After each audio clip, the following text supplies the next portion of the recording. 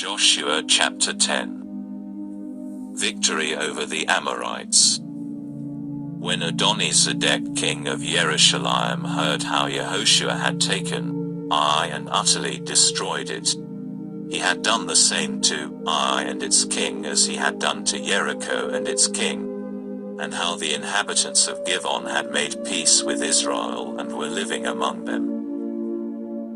His people became greatly alarmed, because Givon was as large as one of the royal cities, larger than Ai, and all its men were courageous.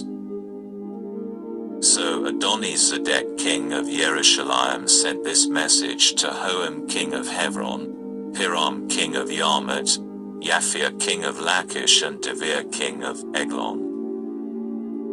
Come up and help me, and we'll attack Givon, because it has made peace with Yehoshua and the people of Israel.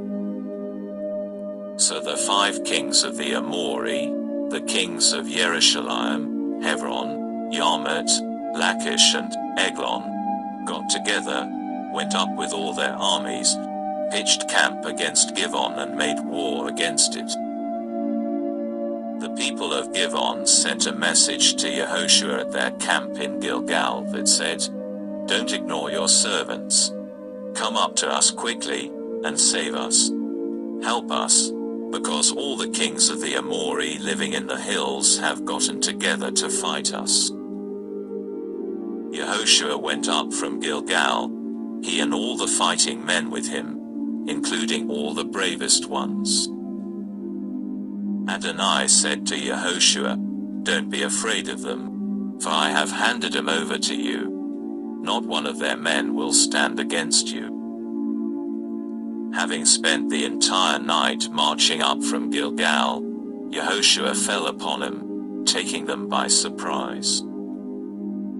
Adonai threw them into confusion before Israel and defeated them in a great slaughter at Givon, pursuing them along the road that goes up from Beit Horon, and beating them back to Azekah and all the way to Makkedah.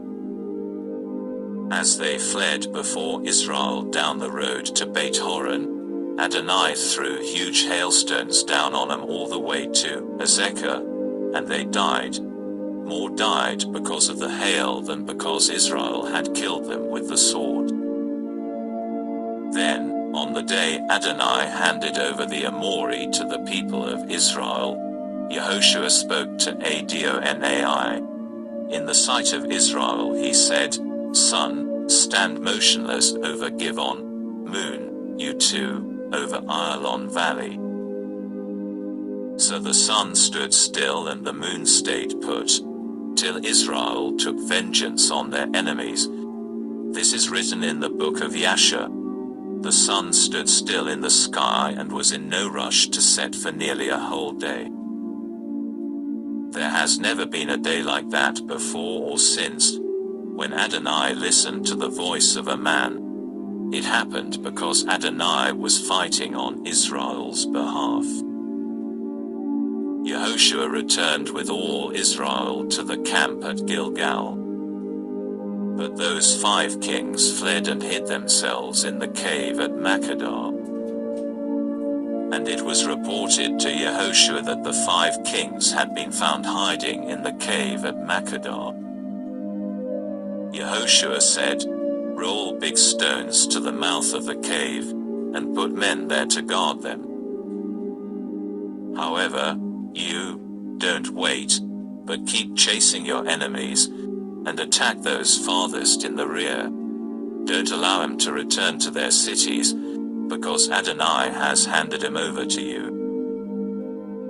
After Yehoshua and the people of Israel had finished killing them off in a very great slaughter, till they had been destroyed, and the remaining remnant had entered the fortified cities, all the people returned safely to Yehoshua at the camp in Makkedah, and no one said a word against any of the people of Israel. Then Yehoshua said, "Open up the mouth of the cave, and bring those 5 kings out of the cave to me." They did it. They brought the 5 kings out to him, the kings of Jerusalem, Hebron, Yarmut, Lachish and Eglon. After they had brought the 5 kings to Yehoshua, he summoned all the men of Israel and said to the commanders of the soldiers who had gone with him, "Come here and put your feet on the necks of these kings." They came and put their feet on their necks. Yehoshua said to them, "Don't be afraid or confused, but be strong and bold, because this is what Adonai will do to all your enemies that you fight against." With that, Yehoshua struck them and put him to death, hanging them on 5 trees, where they remained hanging until evening. At sunset Yehoshua gave an order, and they lowered them from the trees and threw them into the cave where they had hidden themselves, then laid big stones at the mouth of the cave, and there they remain to this day. Yehoshua captured Makkedah that day, defeating it and its king by the sword. He completely destroyed them, everyone there. He left no one. And he did to the king of Makkedah what he had done to the king of Jericho. Yehoshua went on from Makkedah, and all Israel with him, to Livnah, and he fought against Livnah. Adonai also handed it and its king over to Israel. He defeated it with the sword, everyone there. He left no one. And he did to its king what he had done to the king of Jericho.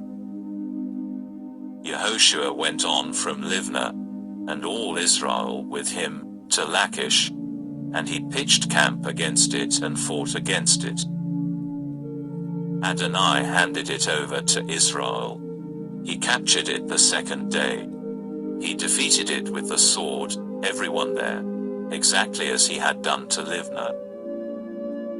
But then Horam king of Gezer came up to help Lachish, so Yehoshua attacked him and his people, until he had no one left with him.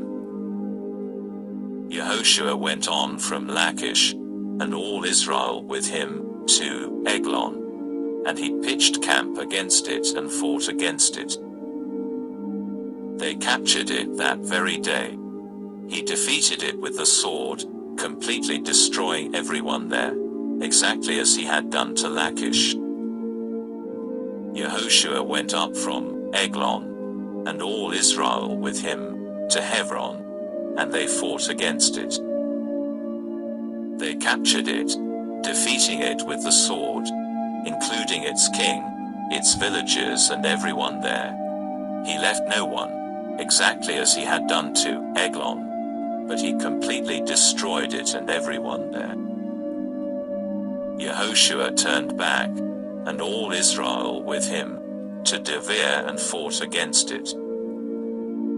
They captured it, its king and all its villagers, defeating them with the sword and utterly destroying everyone there.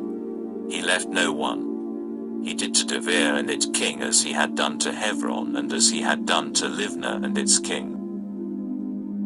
So Yehoshua attacked all the land, the hills, the Negev, the Shephelah and the mountain slopes, and all their kings. He left none but completely destroyed everything that breathed, as Adonai the God of Israel had ordered. Yehoshua attacked them from Kadesh Barnea to Asa and all the land of Goshen, as far as Givon. Yehoshua captured all these kings and their land all at the same time, because Adonai the God of Israel fought on Israel's behalf. Then Yehoshua returned, and all Israel with him, to the camp at Gilgal.